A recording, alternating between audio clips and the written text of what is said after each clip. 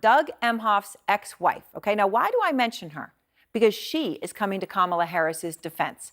In an extraordinary statement to CNN, Kirsten Emhoff, who is the mother of Harris's two stepchildren, responded to attacks like this one against Harris. We're effectively run in this country via the Democrats, via our corporate oligarchs, by a bunch of childless cat ladies who are miserable at their own lives and the choices that they've made. Kirsten Emhoff telling our Sunland Sarfati, and I quote her, "These are baseless attacks. For over 10 years, since Cole and Ella were teenagers, Kamala has been a co-parent with Doug and I. She is loving, nurturing, fiercely protective, and always present. I love our blended family and am grateful to have her in it." And Sunland Sarfati is out front with more. I've had a lot of titles over my career, and certainly vice president will be great. But Kamala will always be the one that means the most. It's a title Vice President Kamala Harris is proud of. Family is our beautiful children, Cole and Ella, who call me Kamala. But now that she has been elevated to the top of the ticket, that title, stepmother, is again in the spotlight. My family means everything to me. With some conservatives suggesting she should not be president because she does not have biological children. Really simple, under-discussed reason why Kamala Harris shouldn't be president. No children. A conservative lawyer who worked on Ron DeSantis' campaign wrote this week on social media, adding, "And no, becoming a step-parent to older teenagers doesn't count." That echoes similar comments made by now Republican vice presidential nominee J.D. Vance in 2021. We're effectively run in this country via the Democrats, via our corporate oligarchs, by a bunch of childless cat ladies who are miserable at their own lives and the choices that they've made. Which are being resurfaced anew as he and his running mate Donald Trump seek to define Harris for voters. It's just a basic fact. You look at Kamala Harris, Pete Buttigieg, AOC, the entire future of the Democrats is controlled by people without children. And how does it make any sense that we've turned our country over to people who don't really have a direct stake in it? Harris does have children, two adult stepchildren, Cole and Ella, who were 19 and 15 when she married Doug Emhoff in 2014. We have a very modern family. Their blended family, she has joked, is almost a little too functional, which she credits to the close friendship she has with Emhoff's first wife, whom she calls an incredible mother. One of the keys to my relationship with Cole and Ella is their mom. Ella Emhoff says their family dynamics work. They are really a unit, like a 3-person parenting squad. It's really cool, creating a modern political family. The thing about blended families, if everyone approaches it in the way that there's plenty of love to share, then it works. And Kirsten Emhoff has been a defender of Harris in the past with numerous posts on social media about her campaign. But this statement today, it certainly seems and feels significant that she is the one being put forward by the campaign to defend their blended family as she faces questions over her motherhood. Erin? All right, Sunland, thank you very much. And, you know, this comes as Harris spoke today to 6,000 members of one of the country's largest black sororities, Zeta Phi Beta, telling them to head to the polls and make history. And we know when we organize, mountains move.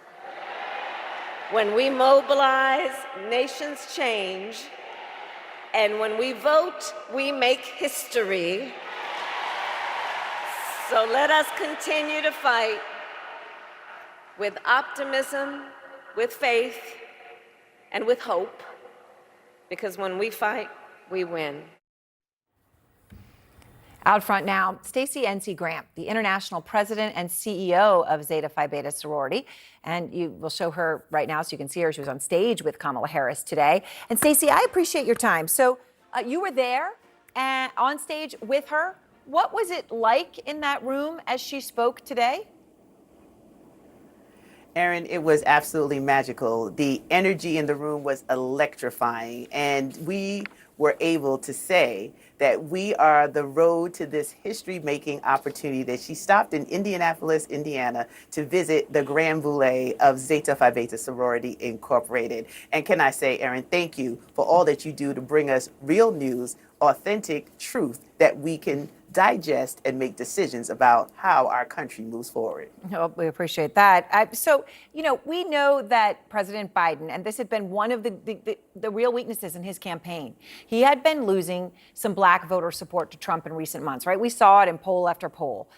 Harris, again and again, though, has been very clear that she is going to tie herself to Biden. They are a unit, even ever since he dropped out. Here she is.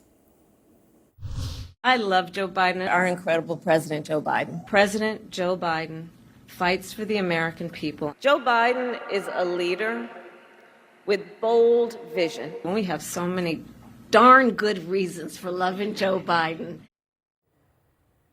Do you have any concern that the weakness that the polls had shown for Biden could also affect her, or do you think that just won't happen? Aaron, what I say about the polls, I don't know who they're polling, because sometimes the information seems a little skewed. What we have as a country is an opportunity to educate the electorate on the truth, what it is that they want to decide to do as they go to the polls. As members of Zeta Phi Beta and the entire D9, we are united to mobilize and educate our community on the decisions at hand, how to protect our democracy, how to focus on the truth and the facts of how this country can continue to grow and expand and create equity and access for everyone. So, Stacey, the Washington Post today spoke to some of the women who were in that room where you were today. Many of them said they were excited. Some also said they were nervous, though, about Harris's chances of winning. One woman said, and I just want to quote what she said to them, if you had your eyes closed and you could just go based on her qualifications versus Trump's qualifications, yes, she'd definitely win. But they're not going to do that, she said. Biden, the white guy, would have had a better shot. That was the quote. And, here at CNN, we've also spoken to a number of voters in swing states, and they have shared some of their concerns about what they perceive as Harris's ability to win. Here they are. There's a whole bunch of folks in the middle, and I don't believe that they're going to vote for her. Even if you go back to Hillary Clinton as a nominee, right? To me, America has shown us that it is not ready for a female leader. Are you hearing these same doubts? So, Aaron, one of the things that I do is be intentional about what I focus on, because what you focus on expands. I'd rather focus on the opportunity that we have as a country to entertain history once again. I'd rather focus on the facts of what the Biden administration has done and let my members, who not everyone is believing of the same persuasion of where our country is going, and that's fine because we're nonpartisan. We don't tell our members how to vote. We just give them information. And I want to focus on how we give the right information, the accurate information, and the opportunity to create history with someone who is overqualified and someone who is dedicated to this country and someone who many people don't know her heart and her capacity to lead from a place of a grounded faith and the excitement of what's new and possible for the United States of America. So when you spoke to her today, what did she say to you? Did you get any kind of a window into just her mindset? I mean, it has been an absolutely stunning few days. And even if Biden had gotten off the ticket, this may not have at all been the way she anticipated it would play out. Most people didn't, right? And then here we are. I mean, what is her her emotional state, as you could tell? Well, I tell you, we had no idea that she would be the presumptive Democratic presidential nominee when this was organized and confirmed for her to be with Zeta Phi Beta. But she said to me, the energy in here is electrifying. It is amazing. Like, we really thought that we were suspended in air because history happened today right here in Indianapolis, Indiana. We were able to hear from the sitting Vice President of the United States, which is a historic first for our organization, now turned presumptive nominee for the Democratic Party.